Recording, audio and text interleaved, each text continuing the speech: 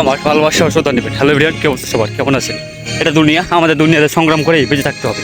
তো এখন আমরা বর্তমানে আছি চাঁপাইনবাবগঞ্জের মহানন্দা নদীর পাড়ে। এপার হলো বালিয়াডাঙ্গা, ওপার রামজীবনপুর ঘাট। তো আমরা যাবো আজকে শিখগঞ্জের উদ্দেশ্যে। এই ঘাট পার হয়ে বারোঘড়িয়া দিয়ে আমরা শিখগঞ্জ যাব। আমাদের একটা প্রোগ্রাম আছে, বাংলাদেশ বইকিনি উৎসব। এই প্রোগ্রামে আমাদের একটা কবিতা আবৃত্তি করতে হবে 4-5 জন মিলে। তো আমরা সবাই সেখানে একত্রিত হয়ে সেখানে আমরা কবিতাটা আবৃত্তি করবো। আর ছোটো ভাই নিয়ামত, সে অনেক ভালো গান করে। তো আমাদের মূল গন্তব্য হলো চাঁপাইনবাবগঞ্জ জেলার শিবগঞ্জ উপজেলার ছতরাজপুর ইউনিয়নের ফুলতলা গ্রাম। মহানন্দা নদী, নদীতে চলছে রাজহাঁস। নৌকা আস্তে আস্তে আমরা একটু অপেক্ষা করছিলাম। সত্যি অনেক সুন্দর আমাদের মহানন্দা নদীতে। দেখতে দেখতে নৌকা চলে এসছে। নৌকা দাঁড় এসে ভিড়ল। তারপরে ছোটো ভাই নিয়ামত আগে নৌকাতে উঠলো।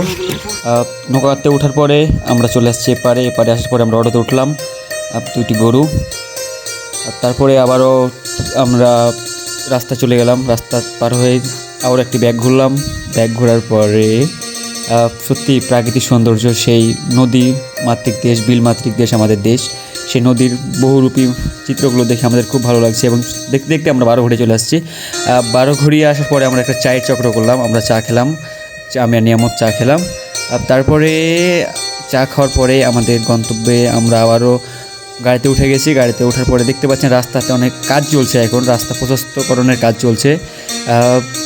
একটু তার জন্য একটু জ্যাম ছিল রাস্তায় পার হলাম, আমরা জ্যামের ছিলাম। তারপরে আমরা থেকে তো আমরা ফাইনালি আমাদের গন্তব্যে চলে আসছি। দেখতে পাচ্ছেন করিমুল্লাহকে, নূর মোহাম্মদ আমাদের সাথে যুক্ত হয়েছে, আর আমাদের আবু হালিমা আবু, আর আমি আর নিয়মিত আসলাম আমরা বাসা থেকে। তো আমরা কবিতা রিয়াকশাল করার পরে আমরা এখন শেষ পর্যায়ে চলে আসছি, আমরা বিদায় নিতে চাই। তো ধন্যবাদ সকলকে।